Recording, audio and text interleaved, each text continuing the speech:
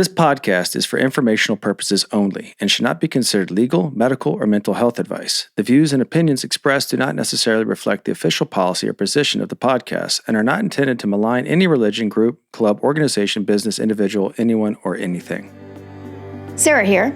Here's a short preview of a bonus episode. You can hear the whole thing on Patreon, and fun fact, every time someone joins our Patreon party, they get access to all new episodes ad-free. See the show notes to learn more or go to patreon.com/alittlebitculty.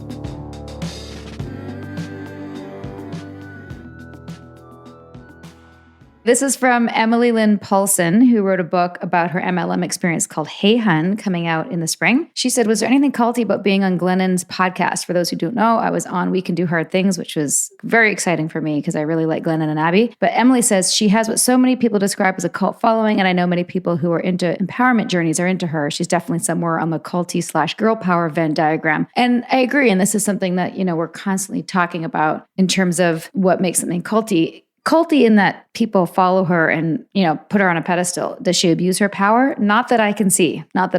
And, of course, just because I can't see it doesn't mean it doesn't exist. But there's, so far there's been no smoke or fires around Glennon and Abby. And I think that they're good people trying to do good things. And having a cult following is in and of itself a problem. It's just what people do with the power when they have a cult following. Would you agree? Or do you have anything to add to that? Yeah, TV shows have cult followings, right? And I think a broader question that might apply to this is, how do people use content when they go on to look for a podcast or they go to the internet itself? Do you go to confirm your own belief system and then find a like-minded group in an echo chamber and bubble? They have their demographic and they have their lane. It's the same way we do in the cult space, right? If people want to come listen to our podcast because of our story and our wisdom, then maybe we've earned it in that regard. But how they get online and go search their content is something that, it's difficult for us to be sensitive to. And if they have a little bit culty group following, I don't think it's any fault of their own, in as much as they just produce a podcast that people like to listen to. Yeah. And like Steve Hassan says, what happens when you leave?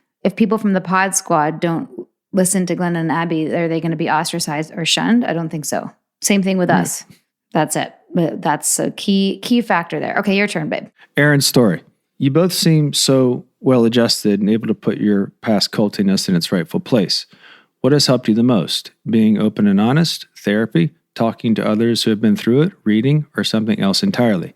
I left a 19-year marriage that nearly killed me and practically robbed me of my soul. It's been 7 years since I started the process of leaving. I have trouble opening up about it and have limited funds and time, which has made it hard to have consistent therapy. Your podcast and others have given me loads of golden nuggets and helped immensely. I'm wondering, if you had to choose, say, your top 3 necessities for continued healing and progress, what would they be?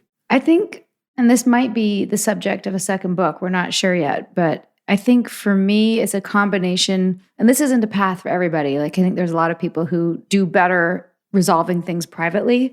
For me, being public, especially because I was, so loud as a recruiter, being open and honest, yes, therapy, yes. And then I think just like an intense amount of self-care, which encompasses a lot of things like in self-care is walking in nature, hot baths, eating grounding foods, like those things I find a big part of my healing process. So it's not necessarily a specific thing. It's like that's me trying to get 6 things on my instead of top 3. How about you? Yeah, I mean, it's case by case. For me, I found going to something that I was enjoyed and doing it intensely was good for me. That was sports, like playing a lot of basketball and like doing things that I otherwise didn't have a whole lot of time for and would have been doing anyway, was good. But I think in terms of what works for me or giving you a process, I read a lot too. That helped. And I listened to other stories. And ultimately, I gave myself permission to be to feel the way I felt. But I think you got to go figure that out. And if you have time to go figure that out, do things you like and do them intensely is one way to do it, I think.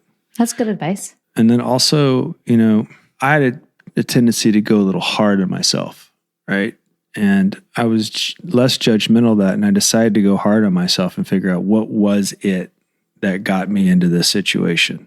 Like how did you choose it? And if you can trace it back to that point, figure out what it was that inspired your decision that led to this, and get okay with it and then extract the wisdom from that bad choice.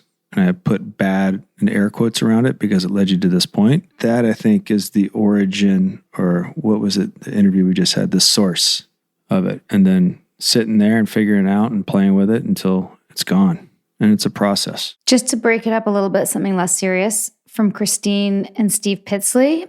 Non-Nexium question. Could it be considered culty by non-sports fans? Hubby and I are huge sports fans, want to know how the Cougars football season ended and what sports next. Oh, I saw that. We went out of town for a week upstate for a wedding. Troy missed a practice and he came back and there was a certain part of the offense that had been kind of replaced that he was throwing it. And he was like, Dad, how come I'm not throwing it? And I said, part of me was like pissed it happened, but I was like, you know what? If he enjoys it, he enjoys it. And I said, well, you got to be so good they can't not use you. And so I watched him get bothered by something that he wanted not happening. And you saw it, Sarah. Had a ball. He carried it everywhere with him and wanted to throw with me to the point where I was like, stop. And sure enough, they knew he could throw it and they wanted to work him in the offense. And then they did. And he got in there and just started slinging it. They ended up losing to the team that won it, which was had 8 dads and it was like the cliche dad who takes it too seriously thing. And the team steamrolled a lot of people, but Troy went in there and took him down the field on one drive through 3 passes and then hit on a 4th and 15 bomb for a touchdown. And I was like, I don't care what happens at this point. This is great. Just only because of what he overcame in his own mind. Needless to say, I learned a lot watching Nippy and Troy really embrace this new part of our lives. I was also very relieved when it was over because it was a big time commitment, but now we're doing basketball and we'll update you guys for those who care. He won his game last night. He won his second game. They won 14-10. He's having fun. Basketball is better because I'm less involved and it's also less intense. It's less intense too. Football's serious down here. Well, football's also an intense sport. I'm struggling with my relationship to football. I'm not going to lie. We might do an episode on the culty aspects of football down the road, but I think you just turn on your television on Saturday afternoon in any state and you'll see the culty aspect of football. Anyway, so we're on to basketball and it's fun. Okay. Little bit culty.